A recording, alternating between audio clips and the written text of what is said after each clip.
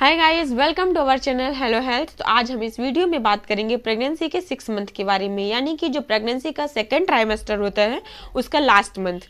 6 month complete होने तक आप अपनी प्रेगनेंसी के जो 24 सप्ताह हैं वो आप कंप्लीट कर चुकी हैं। इस वक्त तक आप एक प्रेग्नेंट वुमेन की तरह दिखने भी लगी हैं, यानी कि आपका जो बेबी बम्प है उसका साइज इतना बड़ा हो जाता है कि आपको देखकर कोई भी ये कह सकता है कि आप प्रेग्नेंट हैं। तो जो इस वक्त आपकी जो बॉडी में ब्लड सप्लाई है वो बढ़ जाती है, जिसकी वजह से आपको गर्मी या थोड़ी सी घबराहट का जैसा भी अनुभव होगा। अब हम ये देख लेते हैं कि इस मंथ तक आपका जो आपकी जो बॉडी है उसमें आपके क्या क्या चेंजेस होने लगते हैं, क्या क्या सिम्टम्स देखने मिलते हैं। तो पहला है बैक पेन। बैक पेन की जो प्रॉब्लम्स हैं वो आपको इस मंथ के पहले भी आपको देखने मिली है, लेकिन अब और भी इस प्रॉब्लम से आपका सामना होगा, क्योंकि जो आपका बेबी है वो बेबी है तो साइज और वेट दोनों ही उसके बढ़ रहे होते हैं, आपका यूट्रस बढ़ रहा होता है, जिसका इफेक्ट आपके पेल्विक रीजन पर पड़ता है। पेल्विक रीजन पर प्रेशर पड़ता है और बैक पेन जिसकी वजह से स्टार्ट हो जाता है। तो बैक पेन से आपको काफ़ी राहत भी मिल सकती है। इसके और भी कई तरीके हैं, जैसे कि आप करवट लेकर सोएं, अगर बाईं या दाईं करवट लेकर सोते हैं तो आपको काफ़ी हद तक इससे आराम भी मिल सकता है। अब है स्वेलिंग। तो जो पोषक पदार्थ हैं यानी कि जो न्यूट्रिएंट्स हैं, तो इसको जैसे जैसे आपकी प्रेगनेंसी बढ़ती है तो आपके न्यूट्रिएंट्स की नीड को, जो बच्चे की नीड होती है उसको कंप्लीट करने के लिए आपकी बॉडी में लिक्विड बनना थोड़ी शुरू हो जाता है, और वो आपके जो हाथ हैं, पैर हैं, या कि फिर जो टिश्यूज़ हैं ये पेल्विक रीजन की, इनमें वो लिक्विड भरना शुरू हो जाता है। तो इसकी वजह से क्या होता है कि आपको जो एड़ी हैं, पैर हैं, और हाथ है, इनमें आपको थोड़ी सी सूजन देखने मिल सकती है। इसमें कोई घबराने की बात नहीं है, ये एक वक्त के बाद अपने आप ही ठीक हो जाता है, कोई बहुत बड़ी बात नहीं है, कोई चिंता करने की बात नहीं है इसमें।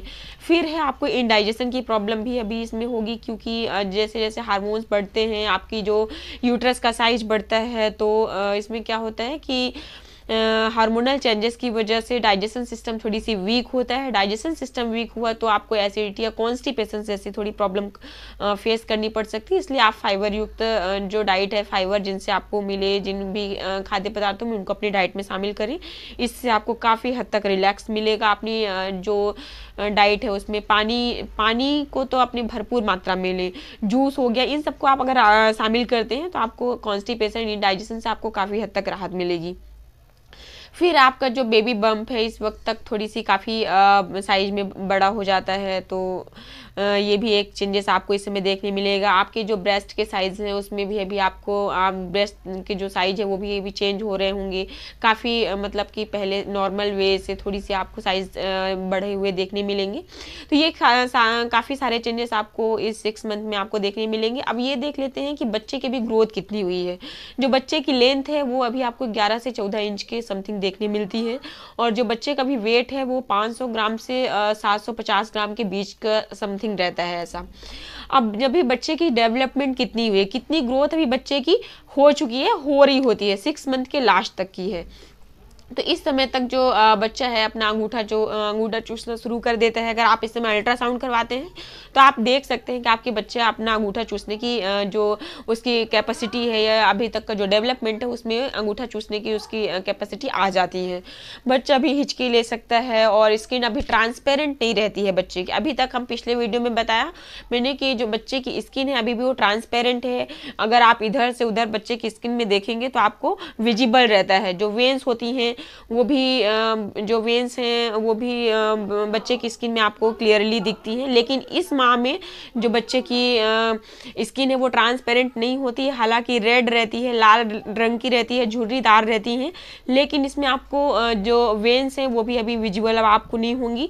लेकिन अभी भी जो बच्चे की स्किन है वो उसके नीचे की जो फैट जमा होती है वो अभी बहुत कम मात्रा में है। अभी बहुत ज़्यादा मतलब कि जो फैट हुआ है अभी जमा नहीं है। बच्चा अभी भी आपका बहुत दुबला पतला है।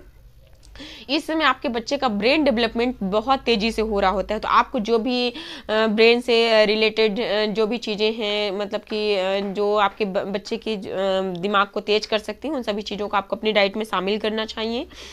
फिर है लंग्स। अभी जो आपके बच्चे का लंग्स है पूरी तरह से डेवलप नहीं हुआ है, अभी भी बस इसको डेवलप होने में अभी आपको टाइम लगेगा, और इस वक्त तक काफ़ी हद तक जो आपके जो बच्चे के बेबी के जो बॉडी ऑर्गन्स हैं काफ़ी हद तक डेवलप हो जाते हैं।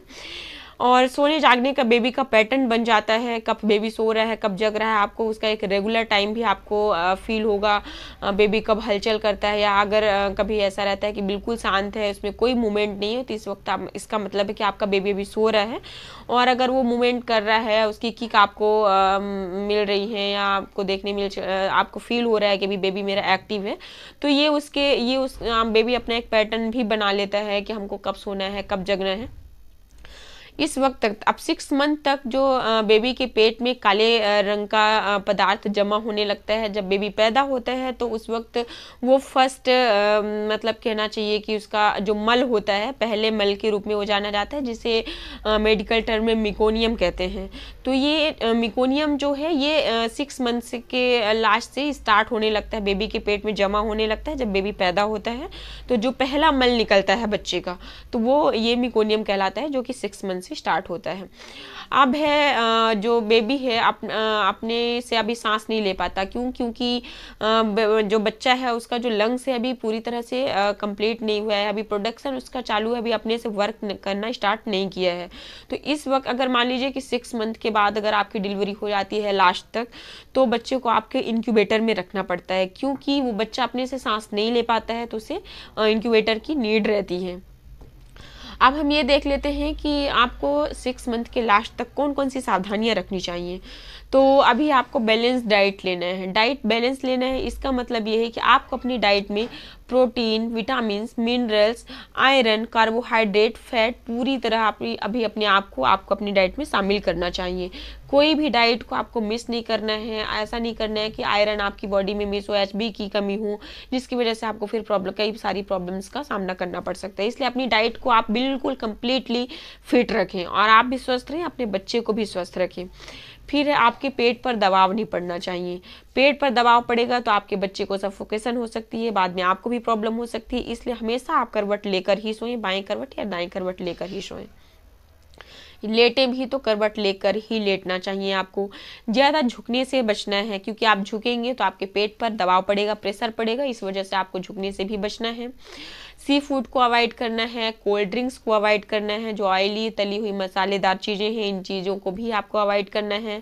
स्मोकिंग नहीं करनी है, कैफीन और चाय और ये कॉफ़ी आपको बिल्कुल ही अवॉइड करना है। अगर आपको ऐसा लगता है कि हाँ हमको इन चीज़ों को लेना चाहिए, तो आप दिन में 1 कप या मैक्सिमम 2 कप ही ले सकते हैं, इससे ज़्यादा आपको नहीं लेना चाहिए, क्योंकि इसके बहुत सारे साइड इफ़ेक्ट्स आपको और आपके बेबी को हार्म कर सकते हैं। फिर आपको दवाओं का सेवन भी जो बहुत जल्दबाजी में नहीं करना चाहिए। अगर आपको थोड़ी सी फीवर है, या फिर सर्दी जुकाम हो गया है, या थोड़ी कोई छोटी मोटी जो प्रॉब्लम्स हैं, उन चीज़ों के लिए आप अगर जल्दी से कोई भी मेडिसिन ले लेती हैं तो उसका भी इफेक्ट आपके बच्चे पर पड़ता है। इसलिए कभी भी जल्दबाजी में आपको दवाइयाँ नहीं लेनी चाहिए। अगर उन मेडिसिन की आपको बहुत ही नीड है तो ही आपको अपनी वो मेडिसिन आपको लेनी चाहिए। और अगर वो मेडिसिन आप ले भी रहे हैं तो बिना डॉक्टर कंसल्ट के आपको मेडिसिन नहीं लेनी चाहिए, क्योंकि आपको नहीं पता है कि कौन सी मेडिसिन आपके और आपके बच्चे के लिए नुकसानदेह भी हो सकती है, या फिर वो प्रेगनेंसी में आपको लेनी चाहिए या नहीं लेनी चाहिए। ये चीज़ भी आपको पहले डॉक्टर से कंसल्ट करना चाहिए, उसके बाद ही आपको अपनी मतलब मेडिसिन वो आपको लेनी चाहिए। तो अभी हमने ये देखा कि हमको कौन कौन सी सावधानियां रखनी चाहिए। डाइट देख लेते हैं कि आपको अपनी डाइट में कम्प्लीटली पूरी तरह के फाइबर भी होना चाहिए, कार्बोहाइड्रेट्स भी होने चाहिए, फैट भी होनी चाहिए, प्रोटीन, विटामिन, मिनरल्स, ये पूरी तरह के जो अपनी नीड होती है, न्यूट्रिशनल नीड, जो हमारे बच्चे के लिए भी ज़रूरी है और आपकी बॉडी के लिए भी। तो इस वक्त आपके बच्चे के लिए पूरी तरीके की आपकी जो भी पोषक तत्व है, न्यूट्रिएंट्स हैं, उनकी नीड होती है। तो जिन भी खाद्य पदार्थों में आपको ये सभी मतलब कि विटामिन और न्यूट्रिएंट्स मिले, उन सभी को आपको अपनी डाइट में शामिल करना चाहिए। सलाद हो गया, जूस हो गए, अनाज हो गए, मिल्क हो गया, मिल्क के बने प्रोडक्ट्स हो गए, और चावल और घी, और फैट के लिए भी आपको चीज़ें अपनी डाइट में शामिल करनी चाहिए। कार्बोहाइड्रेट्स भी आपको चाहिए इस वक्त तक, क्योंकि आपको एनर्जी भी चाहिए रहती है।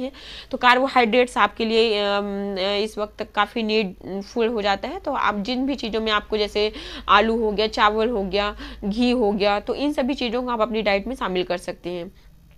और जूस भी आपको अपने डाइट में अभी लेना चाहिए, क्योंकि आपको हाइड्रेटेड रहना है। फाइबर युक्त डाइट आपको कॉन्स्टिपेशन से बचने के लिए लेना है। तो आप अपनी डाइट को बैलेंस रखें तो ज़्यादा अच्छा रहेगा। आप और आपका बच्चा दोनों ही स्वस्थ और हेल्दी रहेंगे। तो इस मंथ में हमने देखा अभी कि हमें हमारे बच्चे की जो डाइट है, हमको हमारे बच्चे के डेवलपमेंट के लिए जो डाइट है हमें क्या क्या लेना चाहिए, आपका बच्चे का डेवलपमेंट कितना हुआ है, हमें क्या क्या केयर करनी चाहिए। तो अगर ये सब चीज़ें हमारी वीडियो में आपको यूजफुल लगी हो तो हमारे चैनल को सब्सक्राइब जरूर करें, हमारे चैनल में लाइक एंड कमेंट भी करें।